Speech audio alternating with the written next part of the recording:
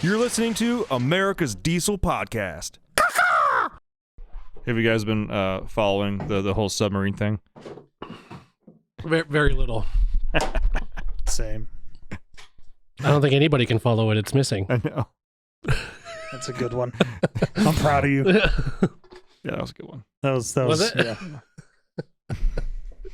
Yeah. They were talking about it while I was at lunch, and I just said something along the lines of like, you know, all the memes out there. I'm surprised people are sinking so low.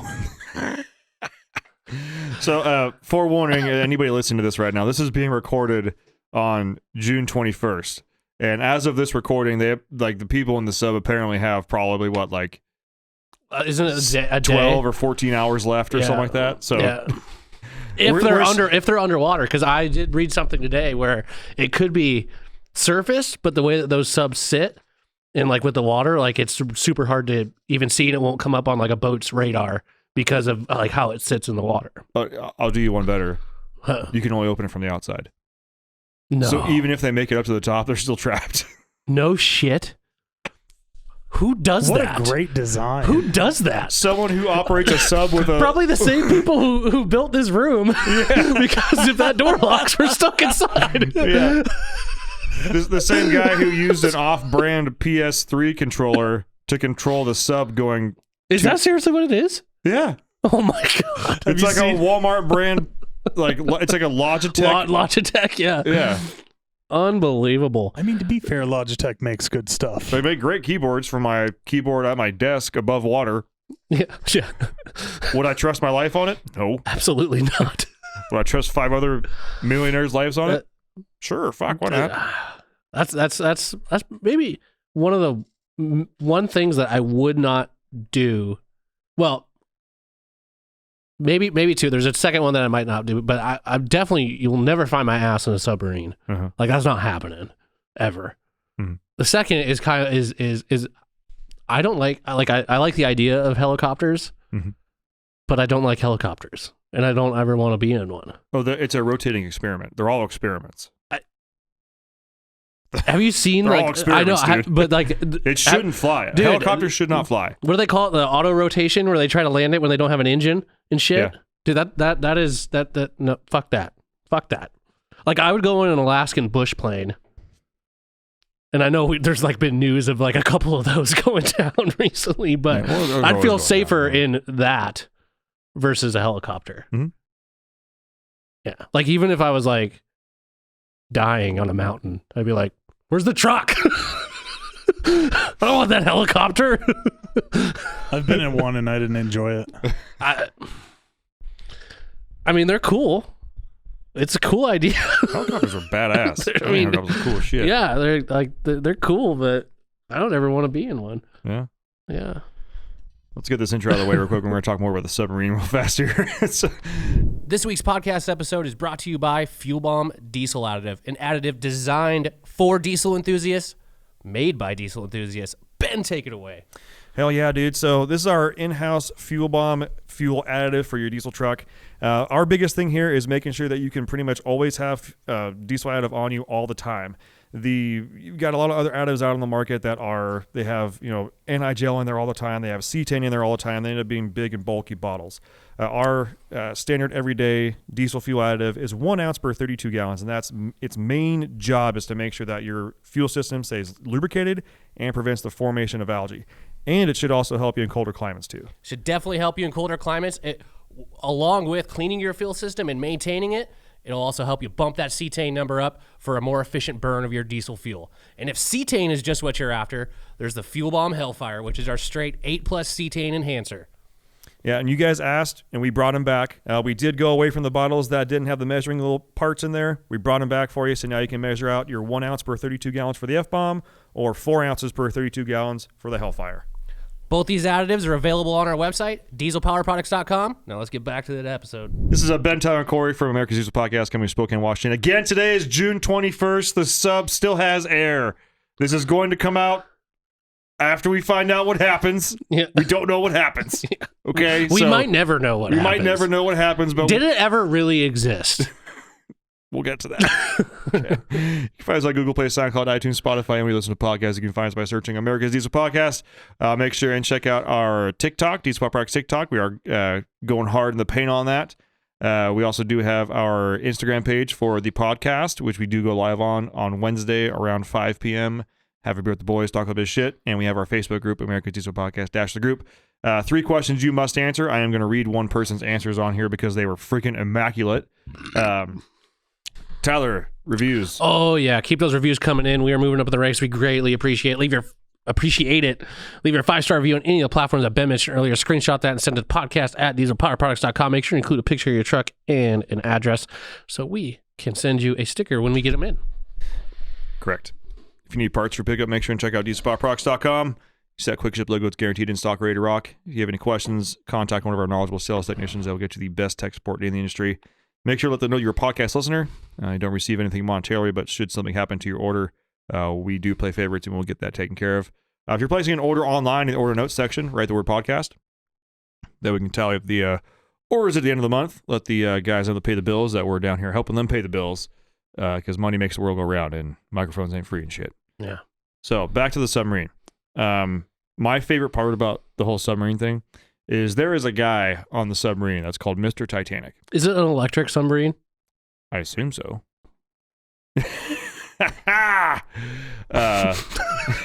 But he is called Mr. Titanic because he's been down to the wreckage more than any other human. His first, I can see the wheels turning in your head right now. His first voyage down there was back in like 1987 or something like that. Okay. So this guy has experience in these vehicles, submarines, going down to the wreckage. And he, having experience with these other billion-dollar submarines that have gone up and down multiple times, he went and saw this thing and was like, oh, yeah, that's good. This will work. See that controller? Yeah, this is a good idea. One window, only opens from the outside. Uh-huh. Perfect. I'm down. Sounds great. Ballast tubes, construction pipes filled with concrete. Perfect. I think he's the Joker in all of it. Yeah. He's like, some of these people are smart as hell. Their common sense is like the size of a peanut. I watched a documentary. Oh, the cone, right? Or the guy that was trapped in the water for a long time? No. Oh. So this guy was like this, I'll hand it to him. He's kind of really smart guy. Uh-huh. He decided to build his own submarine. And I don't remember like this guy's past, but he was attempting to, he was building a submarine. He was also attempting to build a rocket to go to space. And this is all in this documentary, right? Make your choice, up or down. He's doing both. Anyways, he makes this submarine in this, and it was in some other country, I can't remember, but this news reporter was like doing a story on him, and this news reporter went on the submarine with him. He only came back. And everybody was like wondering where this reporter was, and he said that he had like dropped her off at like some bridge or something like that. And yeah, dude, it was wild. Come to find out, like the guy killed her. And then I don't know if he like and send her off and just kind of let her go in the water. But yeah, again, never going in a submarine with anybody. I don't like. It's not a good idea, folks. Like normal rules don't apply down here. Yeah, it's. I don't know. Yeah, but that along one of the ones I read today was everybody's got the scenario that like either they're sitting at the bottom of the sea or they're like sitting at the top on the surface, kind of waiting to be rescued. Has anybody thought that maybe the tide has caught them? Maybe they've been rolling around like they're stuck in a washing machine this entire time. Who? Okay. I mean, Okay. who makes a door that only opens from the outside? A budget submarine. Washing machines. The same guy who would use a Logitech controller to control a submarine. How far down is it? It's like, is it 5 miles underneath? No, it's less something than that. outrageous, but it's deep. I'll find out real quick here. But and again, electric, saving the day once again. Not. It is 12,100 feet. Oh, no, it's the average depth of the ocean. How deep? No, I want to know how deep the Titanic is, not the ocean average. Did you write how deep on. is the Titanic? How deep is the Titanic? What was the wreckage? first thing you wrote in there? Deep. You just wrote deep? No. It's 2.4 miles. That's pretty far. Yeah. Yeah. That's Yeah. far down there. Yeah, it's way down there. Then one of those things where like, hey, let me out, I'll swim up. You Eyes can't do that. fucking. Once your eyes pop out of your head and shit, like the pressure, or would it? No, it would crunch you. It would, Yeah, it would pretty crush much you. like rockfish. It'd crush you. Yeah. Yeah. That's when you bring them up. Yep. That's when their eyes pop out Yeah, because 'cause they're they they're degas. acclimated from down there. So yeah, it would just crush you. Yeah. It would put you in a little ball. Freaking. Yeah, but I guess we'll find out in a few hours. Like by tomorrow, we're gonna know. Yeah. Yeah, they're fucking dead. I mean, it wouldn't surprise me. But anyways, let's get to the. Did you see? Apparently, one of the dudes in the submarine, like his nephew, was at a Blink show last night. Yes. Yeah. Is what? He said, given the circumstances, I feel like my parents or they would want me to be here. Yeah. Where are you? He was at a He really was. No way. He put the picture up himself. He Oh did, my dude, he god, did. dude. Where are you? Where are you? No, it's instead of Blink concert, he's got family at the bottom of the fucking Oh my ocean. god. Suffocated, peeing, pissing shit at the bottom, freaking out. Yeah. Oh. And the best my part is the Lord. guy who designed it's down there with him, and they're all probably looking at him like, "What the fuck, bro?" Yeah, yeah. And he's just You beating serious? that. He's just beating that controller like, come on, AB. Like, wait, did you guys not pack batteries? Like, Yeah. what the fuck? No, hit select. Wait a minute. You brought triple A's? It takes double A's. Why didn't anybody check this? What the fuck? That's so fucked. I hope they're okay. I do too, you know? But, I mean, that's why we're making the jokes now where there's still a possibility of them being Yeah. alive. In all actuality, I think Corey's right. They're smoked. Actually, they're not smoked. They're probably rough, tumbled, and just fucking, I'm a realist. yeah. They're not okay. They're not okay. They're not. I wonder if any of them are already dead inside. Like might if they be. decide to kill something, you're breathing our oxygen. Get the, like, Yeah, well, actually, Donner party that yeah, shit. you can't get them the fuck out of there. You can just stop them from breathing, though. Yeah. They can go night night. Yeah. Just nice little nap. Yeah. Little nappy nap. Yeah, little It's not a dirt nap. Ugh. Would that be considered a wet dream if you? Okay, Eric Klein. Facebook group member spotlight for your answers. Oh gosh. Okay. What is the Eagle's name? Jammin' Eagle. When I hear the or no, with the in quotes, I hear no Biden 1000 headphones Tracks. and I see no Biden sunglasses. Yeah. Tracks. Tracks. His beak is from Texas and he voted for Trump. Tracks. All right, now tracks. Second question. Duramax owners tend to wear what type of breeches? I mean, wet my whistle for this one's a long answer. Descriptive. Yeah. Okay. Sparkly on the outside, dildo bedazzled on the internal rear of the bridges. This helps maintain concentration while operating the Duramax of choice and intensifies the road vibration or any off-roading. The inner front of the pants also has targets, new signature tuck-away technology to avoid any manly features being seen. Doesn't hide much, but every little belt helps out, right? All right. Fucking immaculate. Just Just, and I will say, punctuation and grammar was perfect in there. Like, it's scholar. nice work. Yeah. And third question, finish this phrase. Dad drives a 0759 Mega Cab. Wise words. Yeah. Approved. Just want to put that one out there. All right. Let's get down to the real content of this video. Any guesses, Tyler? I'm gonna Let- guess. Oh, go. Let's for say it at the same time. Turbo 7.3 on turbo 7.3. install. Yes. Shocker. Fucking nailed it. Yes. I have noticed you've been driving that truck quite a bit. You like it? You I've been dailing it since I got the registration for it. Yeah. Still Or no since I got- 40s. Yeah. Since I got the 40s. headlights basically fixed and the registration for it, I've been dailing it. When's your 40s coming? As soon as I find it on Marketplace for third price. Fact. But yeah, it's so this weekend was Father's Day weekend, and I found some. I still have seats that I need to pick up from Scott Beaver. Didn't forget about you down in Oregon for the excursion.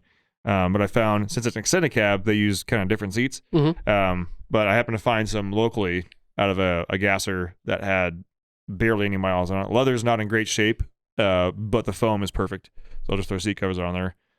So I got up early and went to go pick those up, knowing that I was going to be doing a turbo and up pipes on the green truck. So I didn't want to drive it, so it didn't get all hot. So I got in the excursion for the first time in like a week and a half or 2 weeks. Got in there, started driving. I was like, such a distinguished gentleman in here. It's all quiet. The windows are nice and tinted. You know, the stereo's nice. The steering's not harsh, and like the seats are all nice. And there's like, Dad's. This is the foreman's truck. Yeah. Like, cruise control works. Like, it's just all, I don't have to like high step to get in it. It's just like, oh man. Yeah. I really did set this thing up nice. Yeah. Compared to my other one. Yeah. But yeah, so I got those seats, brought them home, and then I started getting on the old green truck. So I did a KC Stage 1, KC up pipes, DPP intercooler hoses and clamps. Also, what else did I do? Oh, CNC plenum inserts. And clean the valley. That was pretty much it. Yeah. Well, I cleaned basically the front half. Oh, gotcha. Time. Okay. This time I got the back 2/3. Yeah. But yeah, everything was going swimmingly. It's going great Until I had to bust off the pipes for the manifolds. Yeah. Break some bolts. I broke a lot of bolts. I also turned a lot of bolts into dust. Oh. Yeah. So first off, with not being able to fit in my garage, working on a slant the whole time, so the creeper wants to roll away, the tools want to roll away, and and with it being lifted 6.5 inches on 37s, what I was used to laying on my back on my excursion and the up pipes like right there in front of you in arm's reach. You're like, man. Oh, they're not. Yeah. I'm like, you gotta like lay on a cot. Yeah. I was like stacking up blankets on my creeper just so I was like, because I could like get one hand, but if I had to use two hands, it would lower the other hand. I had to lower the other hand. I couldn't do it. Oh. That was nice. Yeah. Sorry, Loki. And so yeah, I was like stacking blankets and whatnot. So I managed to crack one of them actually loose. And keep in mind, like when I got home from work on Friday, when the engine was still hot, I hit him with PB Blast. Yeah. In the morning before I left, I hit him with PB Blast again. When I got home before I ate my burrito and started working on it, I hit him with PB Blast again. And then I legitimately probably used almost an entire can on this shit. Yeah. And like when I came back out to start tearing stuff off the top, I hit him with a torch and PB Blast again. Like I'm really trying to because I'm make looking it at easy. them, I'm like, these things are they not do not want to leave. Yeah. One of them came off. Sick. The other three did not. To the point where I was just rounding off the bolts. They were spinning in the holes, but I was rounding them off. Yeah. And I don't know if you noticed or not, but there's not a real estate back there. Especially like with a downpipe and a starter on the passenger side. Yeah. Yeah. Pretty fucked over there. Driver's side's pretty easy. I mean, it's pretty open. I can almost get a grinder all the way up there. Yeah. But anyway, so I start cutting shit. I used fucking every tool I have. Yeah. I shit you not. The only tools I didn't use were like woodworking tools. And even then I still busted out a chisel. Like, really? Fuck, man. I used a cutting wheel on one because I could fit it there. The other one, I used and some of you may remember this. So way back when I did the gears on the blue truck, I needed to make basically a setup pinion bearing. Yeah. So I had to hog out the inside of it. Remember I was trying to do it with a drill. You got that burr tool. And then I ended up getting basically a straight grinder from Harbor Freight, one of like the $25 ones, with some carbide bits, and like it chewed through that super quick. But the angle that I had to go at, because again, like I don't want to like ruin the manifolds. Right. Yeah, you're reusing those. Yes, I do not want them to leak, even though they probably have some pinhole leaks. Like I don't want to take them off right now. Right. That's not what I want to do. Yeah. So I'm like very gingerly, basically taking the side of a carbide bit to grind away an entire nut. Oh Jesus. 2 of them. Ugh. But that was before. So one of them I got off super easy. So at this point, I'm looking at it, I'm like, man, I should get like a chisel and hit it. So I tried to get a chisel and I realized I couldn't get my hammer all the way. I was like, I have an air hammer. I have a fucking air hammer. Speed and power. Let's go. Yeah. So I go and I hooked up my compressor and everything. I put like the chisel point on. First one I hit, one tap, Pop. fucker just pops right off. Like, underneath the truck. I would have been out for like 3.5 hours. Yeah. Underneath the truck. Dude, that is I was like, woo! It is the worst but most satisfying thing when you're at something for so long and you finally like get the right tool combination and it just fucking works. And like I was like, there's no way. And I'm looking at it, I'm like, it's gone. I don't even know where it is. Yeah. So I go to the next one, try and do it. No such luck. Do the next one. No such luck. So I'm like, okay, well, that's as much as I got with the air hammer as far as the easy stuff. Yeah. So then I start trying to use the air hammer to like chisel one of the nuts away. And I just obliterate the fuck out of that thing with like the pin one. Yeah. And then doing that one, I keep trying to hit with the pin, but it spins. And I didn't realize, well, my compressor was set to it, but every time it spin and it lost something to hit, it launched the bit out of the fucking air hammer. Oh, shit. I didn't realize my air hammer wants 90 and my compressor was at 150. Yeah. So Whoops. I had to dial that down a little bit. Yeah. Then we were okay. But yeah, then the final one, I literally had to turn to dust to get it out because I couldn't get a good purchase with the air hammer on it or anything like that. Shit. But as far as the turbo going in, last time I did up pipes on the red truck, I was on the excursion. I was all upset because I had to take the turbo out a second time to get that last bolt. And after I posted that video, Alec from Industrial Injection, my other 7.3 brethren, Yeah. he was like, dude, I recently learned this. And some of you may be listening, if you worked on 7.3s a lot, you're probably like, oh, Ben, why the fuck didn't you know this? Whatever. It just never crossed my mind. Yeah. He's like, you have bellowed up pipes with a slip joint inside. They can move. And it doesn't take a lot to make those bellowed up pipes accordion out. He's like, put the up pipes in, like attach the up pipes to the collector, torque them down with your NICs or your thread lock or whatever you want to put on there to the baby's butt. Yeah. And put them all in as one piece. And then just basically have like as many threads as it takes to basically peek out of the nut attaching the up pipes to the manifolds. So it's basically an 1.5 inch gap on each side, and they're super loose. Yeah. So then I put the pedestal in, and I put the turbo in. You know, pedestal is not loose but not tight. Turbo is, you know, still hand tight bolts. Yeah. And that was literally the easiest I've ever gotten the baby's butt on the collector, or from the collector onto the turbine of the turbo, because it has an alignment dowel on there, which then you have to slip over a clamp and slide that T-bolt clamp in and then tighten it down. Yeah, yeah. That was legitimately the easiest I've ever done it. Nice. This is the third or fourth time I've done them. Yeah. And I was like, holy shit, this is the way to do it. Yeah. And then went down there and just tightened the bolts down on the manifolds, and, you know, obviously like it kind of accordioned them out, but that's fine with me. I don't give a shit. They're meant to move. Right. Torqued them all down, and I didn't have to pull the turbo out twice. You know, torqued the turbo down to spec, and was good to go there. I was super happy with that. That was like one of the easiest things. But I also cleaned out the valley a whole bunch. There's a lot of crud in there. For those of you that are ever going to be in the valley of a 7.3, plan on Shoot yourself. yes, but plan on give yourself 15 minutes to just clean it. Like you do not have to make it immaculate, but like get yourself a case of brake clean, get yourself some all-purpose cleaner. And here's a little pro tip for you. Like if you're ever at like the Safeway or like whatever shopping place you go to with your wife for groceries and stuff like that, every once in a while you'll notice they have like the one shelf in the back that has like the 50% off, like the 75% off. Yeah, yeah. Every once in a while when I go in ours, they'll have like those really cheap brushes that you do dishes with. Oh, yeah, yeah. And like a brush like with a wand and then a normal brush will be like 85 cents. Yeah, or you just go to the $1.50 store. Exactly, yeah. Because I'm not trying to keep these; they're going to be trashed. Yeah, yeah, But like last time I went there and saw my wife, and I was like, "Oh, I filled up our cart. yeah, I got like 30 of them." yeah. And she was like, "Oh my god, what are you doing? Like, we're never going to use this." I'm like, "You're not going to use them. I'm going to use them." Yeah. So I have like an entire file cabinet drawer stacked up with those things, just knowing that if I need to get a brush to clean something where I literally do not care about it, Yeah.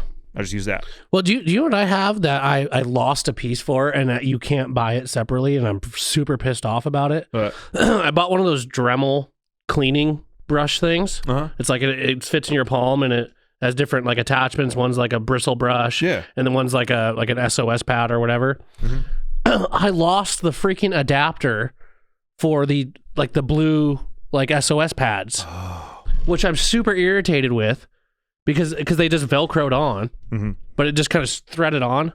Yeah. Like that would be an epic cleaner because it's just you plug it in to charge it and you can just get in there and just Totally takes away the whole elbow grease part of it. Yeah, because I use it too because I used another because you have a foam pad one too, but because I have a hammered copper sink in our house and just like a penny, like they get varnished and you have to clean it every once in a while. And I was like, well, I'm gonna use that bristle pad thing and get that shit off, and then I couldn't find the adapter, but that thing works really, really good, and it's actually kind of strong too. Like it'll do some work. Like I think the last time I used it is when I was building that 5.3 for the Suburban. When I was cleaning the either cleaning out the intake manifold or just cleaning the engine block. I can't remember what I was doing, but I was cleaning something and I lost it. It probably got accidentally thrown away, but they don't sell that thing separately. The little adapter piece, which is super annoying. That's dumb. Yeah. Anyways, side story. yeah, cleaned out the valley is. I mean, I probably spent until 15, 20 minutes. Before I went and grabbed all my brushes, I sprayed down with some all-purpose. Yeah. That's of course after I had my paper towels and my plenums and paper towels and the oil feed and drain for the pedestal, and just sprayed it and told myself I would spend 5 minutes on one side, 5 minutes on the other side, and 10 minutes in the valley. And just as far as I get, that's as far as I get. I'm not really worried about it. Well, as long as it's not continually leaking, it's not going to get any worse. I mean, exactly. And so I literally put a 4-gallon bucket underneath where it all comes out from the weep hole. Yeah. Because for those of you who don't know, the back of the valley, it leaks. It has a weep hole down, basically on top of your converter, rear main seal, and then out the bottom of the inspection plate is pretty much where it all goes. Yeah. 9 times out of 10, when you see new people on 7.3 forums, like, oh my God, my rear main seal is leaking. And everybody's like, stop. No, it's not. It's coming from the valley. Yes, they do, but this is, I guarantee you, it's your EBV leaking back down the back of the engine. Everybody freaks out. I think it's the oil pan or something like that. Yeah. It's not. It's fine. But also there's your way to get 7.3s for cheap. Oh my God, your rear main seal's leaking. Yeah, it is. That's like $700. But so I cleaned it out as best I could, and then I finished it all off with almost 3 gallons of nearly boiling water. I started at the front of the valley, and I obviously still had the oil plugs in the back where the pedestal is. Just let it run all the way through, never getting too high so it gets in the oil, and just run everything out the back, and that way it cleans off all the oil and shit on the back. Your driveway must look just... I'll be honest, my driveway probably looks a lot better than you think it does. Really? Okay, I'm sure it probably does. You can definitely tell like shit happens where I park. Yeah. But it's like I always put drip pans down. I've got so many fucking drip pans, and I've got so many extra towels that like I'm always trying to make sure I do that because I know my shit is. The one drop of diesel oil, like it's there forever. Oh, yeah. Sorry. Yeah. It's gonna stay there forever. Yeah. I got that cleaned up all real nice. Put my intercooler hoses and clamps on. I did have to trim back the burrito wrapping on the driver's side pipe because our hoses are like 8 inches long compared to the stock ones, which are like 5.5. Yeah. I thought about taking all of it off, and I was like, I really don't have time. Like I was already kind of against those 4 bolts took me like 6 hours. Like, yeah. Got to keep moving. Yeah. But ironically, aside from the up-pipe bulbs, the hardest part of the entire install, and it's where it looks like I got in a fight on my hands. Yeah. Is the intake boot, the 4-inch inlet boot on the turbo. Yeah. That is the tightest fit boot. And that came with KC? Yeah. Okay. And they machined the compressor housing, so I'm guessing they make it tight on purpose. Like, but it is like borderline. Well, I mean, not gonna fucking fit. Yeah, because I mean that really doesn't ever come off unless you're pulling the turbo. Yeah, it's not under boost. Yeah. But like the first time I tried to put it on, I was like, "There's no way this fits." Yeah. And I'm thinking to myself, "Yes, Ben, it fits." Obviously, like it even says like it's a Garrett fucking part on it. It's a Garrett 4-inch inlet. Yeah. For a 38R, and this is a 4-inch inlet. It's like it's KC's compressor housing, but it's 4-inch inlet, 4-inch. You've done this before. Yeah. And so like I tried, and I was like, fuck, this ain't gonna happen. So I left it in the sun for a little bit, tried to get it to warm up. Sprayed some like Windex on the inside, and like sprayed some Windex on the outer of the housing, so it's a little slippery. Yeah. Still just could barely get it on there. Damn. Ended up the only way I could get it on there was, and this is the reason like my knuckles look like I had got in a fucking fight. But for me to get it on there, I had to put my hand in the hose and basically make it so that these were rubbing on the top of the hose and my fingers were pushing it in. Because the hose is offset, I can't just push the back of it; it'll just crumple. Right. So I have to get a hand in, and then I was heating it with a heat gun to just like all the way around to try and get it to just get on there. Yeah. And I got it almost all the way seated on there, and then I had to barely just keep twisting it so the CCV would go on there. But that was legitimately the hardest part of the entire fucking thing. Yeah. And I've had 2 people ask me now, like, dude, you get in a fight? I'm like, yeah, with a fucking silicone hose, man. Yeah. Like, we've talked about bar fights. Like, Yeah. I haven't gotten in a bar fight in a long time. Yeah. Okay. But other than that, I'm still getting a code, but I did some research on that last night, and I'm gonna have to do some stuff. Yeah. Yeah. Well, please share. Well, I will. Okay. Let me give my thoughts on the turbo real quick Okay. here. So I got everything installed. Everything was good. Took it for the first test drive. And for those of you that have ever done charge piping or new hoses and clamps or something like that, especially with the new turbo, it's like, all right, cool. Let's go find out which boot I'm going to blow off. Yeah. You always blow a boot on Did your you? first test drive. Haven't blown one yet. Hey, good job. I'm fucking amazed. Like, Yeah. I brought the tools with me. And I was like, all right, I'm going to go drive around, stay in my neighborhood, try and find a little bit of an incline, just lay into it, try and let's Yeah. pop this fucker off so I can figure out which one I didn't do right. None of them blew. I was astonished. Oh. A little bit pat on my back on that one because, every time I've done one so far, I've always blown a boot. But it comes up on boost fast.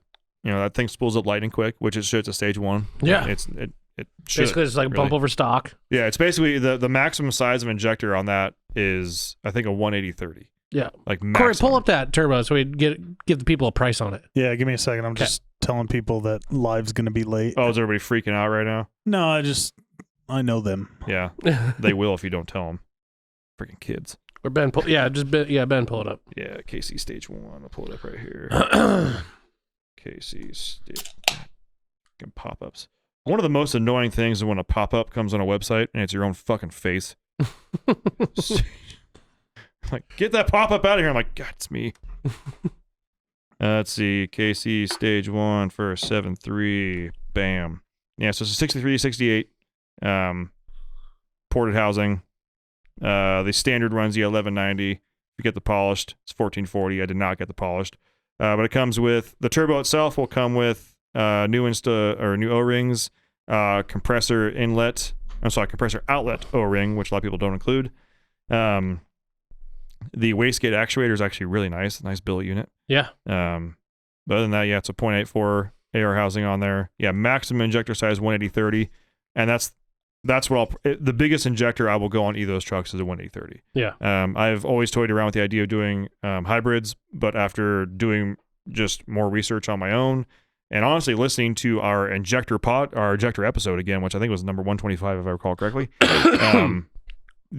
I want these things to run as best as they can, have the best atomization possible. When you go to a hybrid injector, you go from 7 to 1 to 5 to 1. You're never going to make that back. Like, I'm sorry. Yeah. So, like, I do want these things to run as cleanly as possible and as punchy as possible. So, the biggest it'll get is a 180/30. The Excursion will probably get, potentially just a 160 the stock nozzle, maybe a 160/30 or something like that. Yeah. Something very minimal, like Yeah. just to pump it up a little bit. That's a really nice listing. I wonder who added that to the site. If there was credits on this listing, it'd say Sir Tyler Lucas. Yeah.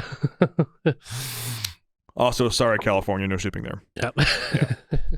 But it actually says recommended injector size 160/30 minimum stock. I know, So, I wrote it. yeah. But it lights up very quick, and I don't have custom tuning. I have literally an Edge Evolution, and even inside the custom or inside the Evolution tuning, you can customize. I don't have anything. I went straight to extreme. Yeah. My man. And I once I realized that I hadn't blown a boot off on my way home, I was like, I still didn't believe. I was like, blow this fucker off right now. And so I just up until then, I kind of just been rolling into it.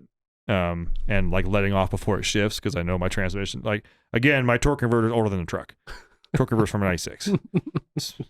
she ain't happy. Yeah.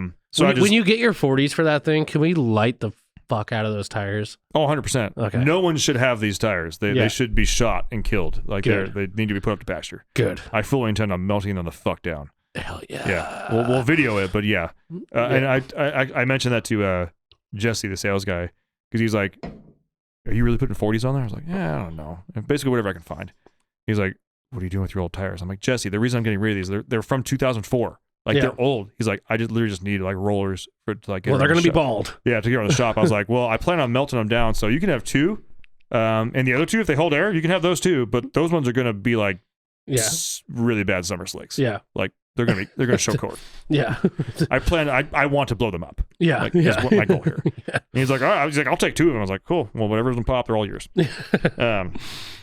But yeah, so I just laid into it, and the first shift, it just pushes right through the converter, goes right to $3,000, and just goes, whoa, and then like takes like a millisecond pause, and boom, shifts, and tires, and it just goes. And my buddy was with me. He like looks at me, and he's mechanically inclined, but if you didn't know what just happened, you would have thought my truck makes a bunch of power and scratched a gear. Like, and Yeah. He looks at me, and I look at him. I was like, I just punched my transmission in the fucking face. Yeah.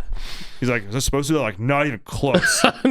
Like I just shock loaded the entire rear drive line, and I've got blocks stacked on blocks in the back with no traction bars and stock leaf springs. If there was a camera right there, my pinion was probably pointing at the fucking stars. Yeah. It probably was. Yeah. And it's got like, and I've got a 2-piece rear drive shaft, so I guarantee like it was like all wrapped out. We should put a GoPro on your rear axle Like, and we how take off bad like is that. it? Yeah. Yeah. No, seriously. I kind of want to. Like, and this is the truck to do it on. Like, this is kind of a fuck around truck. you Yeah. know? That'd be a great video to put on like our listings for traction bars and Yeah. shit. I mean, Like, BD makes BD Diesel has a really good for the recoil video. They even put like a BDS. Yeah, BDS. BDS. Oh, sorry, BDS does BD does as well for their traction bars. Gotcha. But they even put like a meter behind it so you can see how many inches it deflects. Yeah. Just under normal driving. Yeah. And like under normal driving on a truck like that, I was like, wow, Yeah. that's normal? Yeah. Like, oh my God, mine must be like literally like S-curving the springs all day. Yeah. And that just goes to like that explanation. Anybody out there that has giant blocks for a lift, your truck is literally doing the same. Yeah. I always go back to that. There's a truck by my neighborhood that this guy's got. It's a nice 6.7 Power Stroke, super clean. But he always pulls in to his driveway, and you look at the rear axle, and he's got giant ass blocks on that thing, and it is so depressing looking at that truck because it's a pretty truck, and I'm just like, God, dude, oh, the thing must fucking drive like shit when you take Oh, off. I bet. Like that is so bad. But yeah, so I can definitely punch the transmission in the face, no problem. I can push through the converter pretty much whenever I want. But when you pedal it just right, and everybody was like, dude, I bet thing's going to sound great. It's going to sound great. It's going to sound great. And I'll be honest, like driving around normally, like it's no different in my opinion. Yeah. And again, the truck is 4-inch straight pipe. It's nothing Right. crazy. But once you like get into it a little bit and start coming up on boost, it makes a really nice noise, and it's not a normal 7.3 turbo noise, which is kind of cool. I still feel like you should do that one of those on your excursion. Okay, so And this was honestly kind of a test. Like if I, because the excursion works so well right now, I don't want to touch it. No, I know, but Yeah, but like if I end up doing a set of injectors, I will do a turbo at the same time. okay. Because with how nice this drives on that truck, I mean, for all I know, maybe by the time like I'm ready to do injectors on the green truck, I might end up doing a bigger turbo on there as well anyways, in which case this will get passed down in the excursion. There you go. Okay. But I really didn't want to put this on the excursion and for some reason not like it. Yeah. Like I knew I wouldn't like it, but it just like I didn't want to. You have Schaefer's oil in that blue truck? Fuck no. Oh, I got poor T6 turbo. I got T6 in there, Poor man. turbo. I actually just did the oil change and put Rochello T6 in it.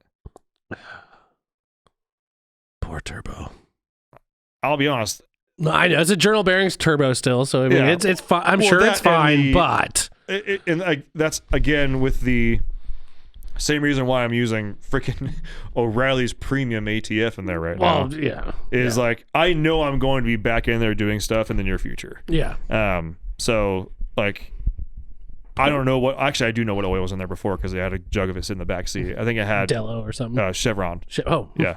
I think that's Dello. Isn't that Dello? Yeah, I think Yeah, that's it is. Dello. Yeah. Had that in there with a Fram filter. So I mean, The one with the bed liner on the bottom of it. yeah, it was basically all worn off.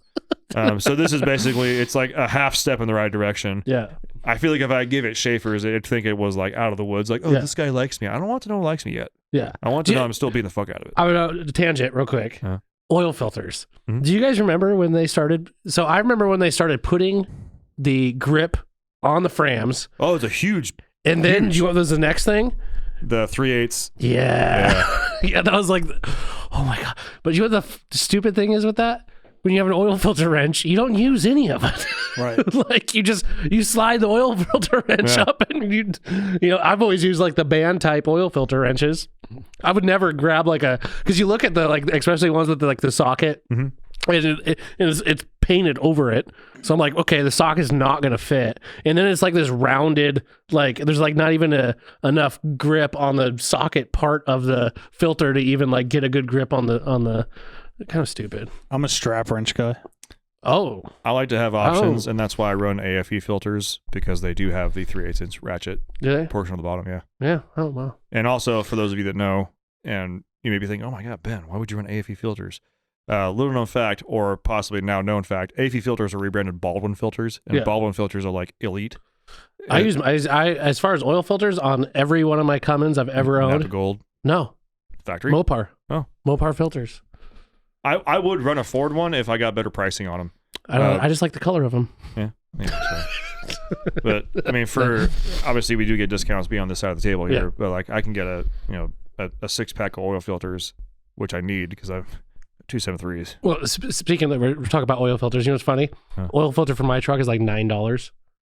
Oil, Oh, really? well, maybe 12 or something like that. It's super cheap. Oil filter for an eco diesel. Do you know how much they are? And those are like the cartridge style too, weren't Dude, they? they're like $140. That's Fuck that. Breeze oil change. Every time she'll submit for buying the stuff for the oil change, it's like it's like $100 and some, like almost $200.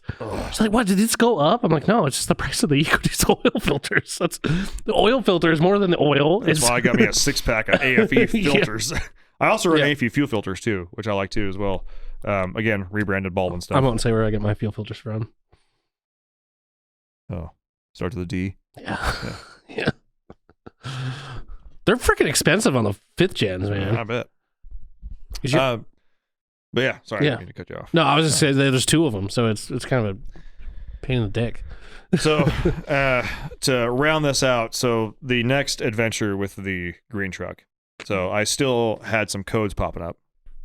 So I did a little bit of digging, and I'm getting a basically a map sensor code, like map low, map low, map low. Mhm. And so I'm thinking to myself, like, well, I mean, the out pipes were leaking for sure, and I could have other leaks everywhere else. So it could be that. So I did everything, and that light still came on. It's like, huh.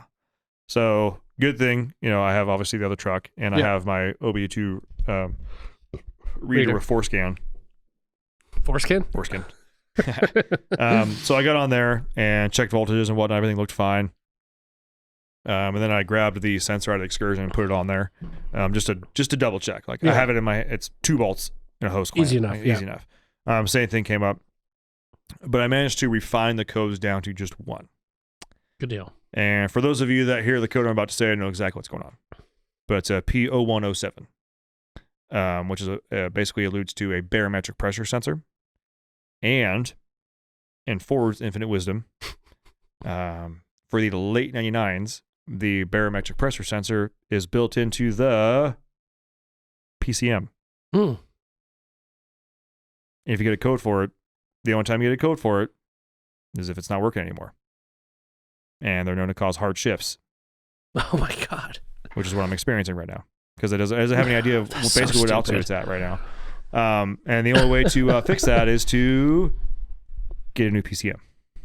No way. Yeah. That is shit. Yeah, so basically anytime you come across on 7.3s, the OBS trucks in the early 99s have a barometer underneath the dash, which you can't replace. But late 99 and up, it's built into the PCM. And if you get a P0107 or like an 01 4, 5, 6, 7, 8. All those can be related to barometric pressure sensors. No shit. There's not like a Fuller or anything you can put in there to. No, it's just in the PCM. It's in the PCM. Fuck. Yeah. Ford, come on.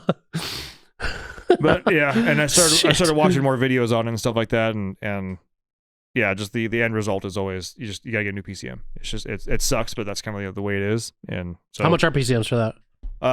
Diesel Technology of Chattanooga. Try that again. Diesel Technology of Chattanooga, which we used to sell, don't anymore. I can do I can send mine in to be rebuilt for like $545. Fuck.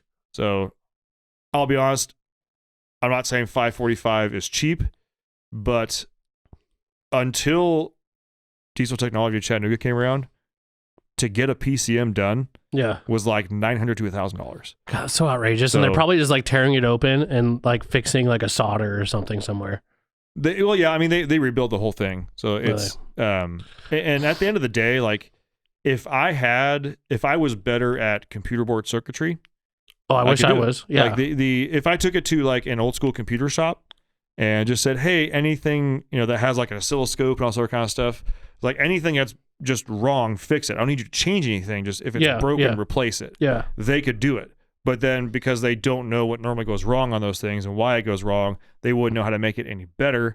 Right. And they would probably charge. The part that would kill me was labor because they have no idea what they're doing. They're just literally checking every tiny thing. Yeah. And so I would probably end up paying like $1,200 in just labor for them to replace like 3 6-cent. Have you has there any YouTube videos about someone fixing it like on YouTube? Failed attempts, yes. Failed attempts, really? Yes. Wow. Everybody's like literally just pay someone. Just listen to my words. Wow. Replace the PCM. Wow. You're gonna save yourself a lot of time, a lot of headache, all that kind of shit. So that's one thing I gotta hand it to Cummins with. Cummins PCMs, fucking awesome. Yeah. Like you never, or I should say ECMs. You never hear of I never hear of problems with them. Well, at least the second just have like BCM issues. I'm not talking about those ones. Well, we're talking about my era trucks. Oh, well. Okay, I'll be clarify. 5.9 and 6.7 ECMs are awesome. We don't talk about VP trucks because they're kind of like they're like a bastard child of the Cummins. Bunch of Ethans. Just my VP car. Got my 5.9 VP car. Got a 2.9 car. I will say though, my VP life was probably some of my funnest like diesel, even though it was like probably the shittiest diesel I ever owned. Mm-hmm. Well, I shouldn't say that because the 6.5 was, but as far as like having fun, that was the funnest truck. I still like on my list of trucks that I would like to own. I would like to build a VP truck. Really? It sounds stupid. I know. The first thing I would do would get rid of the VP. The first thing I would do. I don't know why, but for me on something like that, it's the same reason why I do feel the need. Like I want to try to rebuild a transmission. Like I want to like. I do too. I want to experience that stuff. I want to do it. The worst thing with the VP trucks is when you like build it and it's like making decent horsepower, and then you're like playing around and the fucker dies on you. Yeah, I know. Like that is like it's the most embarrassing thing, and I've had it happen to me on a couple of occasions, and it was just like fuck. I hate my life. Where's my 19mm wrench? Yeah, and you will learn to keep that with you. It's just part of life, but they're still they are fun. I will give them that, but yeah, I just still want to have one. I don't know why. You do want to have one? I want to mess around with one. Yeah. I still want to find a first gen. I have a feeling I know what I'm going to end up doing is buying a like the first gen body style, but in a gas truck, and then going from there because it's just. I mean, that's your best bet to find. Especially too, I could get a standard cab short bed for relatively cheap. Yeah, get yourself a shorty. Yeah. Yeah. Well, that's pretty much the update on the freaking green truck and. Is it great? Yeah, it is, I guess it would call non-submarine. But yeah, I've been daily driving it, and I've been thoroughly impressed with it. I like it. I like the way it sounds. I like the way it makes me feel. I don't like the way that it bounces my head off of the roof.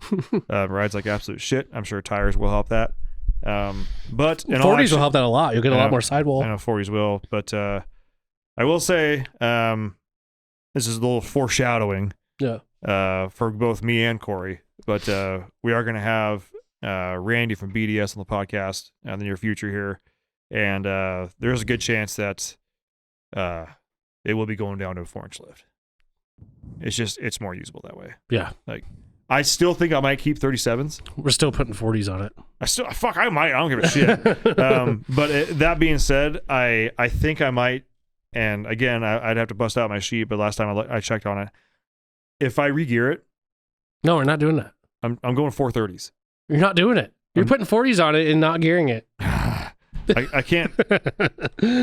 I can't be that much of a smoking doctor. You are going to be the smoking doctor. You're going to be a doctor that smokes crack. No, see what I want is like I'll have 40s on 430s maybe or something like that. But then I want to actually go down to like 35s on 430s and have it just be an absolute fucking Just like pull wheelies. yeah. Because the 430 for me is going to be the perfect ratio. Because 430s I can run 37s daily. Dude, no, let's put 40s on it with the stock gears and let's try to break the record for the fastest truck and trailer. On a truck that's like 18 feet Yes. tall. Yes. Basically a brick rolling down it. Yes. We talk about How drag, fast do we need to go again? Was it like 140 something? Point something is what Yeah, so we they just did. need to go Something like that. 142, baby. That's it. That's all it needs to do. I don't know if that 7.3 will push it or if that transmission will let it go. I would need a much lower stall converter to try and Yeah. get any of that going on because I just generate. And we'll probably fuck have to ton of push it heat. to get it started, to get it moving. 40s on 37 or 373s. It'll move. Yeah, I It'll go. know it'll move. But The reason I say that is I had a friend back in California who like used to routinely tow a square body Chevy to Pismo with he had a 7.3 with 41 IROCs on stock gears. oh fuck, What the fuck? This transmission's is loving life. Oh yeah. I'd be I lying. still want to break that record. Maybe we should do it with the LB7. I already brought that up. They It said got no. shot down They said no. for insurance reasons. What do you mean? Like, if that truck is owned by the company and then we try and do something like that, it just is too much insurance liability on there. We don't have to drive it. Well, it's still connected to the company. If it then becomes if we were to buy it, like not the podcast, but if like Ben Little LLC was to buy it, I ain't doing that. Tyler LLC is not. Short Bus Manufacturing. Damn might. it! We need to break a record. We'll do something. I'm told to tell you from Trevor, go live. I'll do it right now. In while 3 we finish up minutes. this podcast. All right. Still got to go pee too. I'll go ahead and switch my accounts here. For those of you wondering, yes, we do go live on our Instagram page every Wednesday, and today we are a little bit late. It's 5. Not really. 5:30, don't we? No, We usually go usually live at 5. 5. Oh, at 5. It's currently 5:27 where we are right now, and All right, let's wrap it up. all the dudes Thanks are for probably listening. like, "Why? Where are you?" Well, we're right here, fucker. Yeah. So yeah, that's the story. That's legit. Love all you guys. See you on the next one. Bye. Thanks for tuning in. Make sure to subscribe and check us out at dieselpowerproducts.com.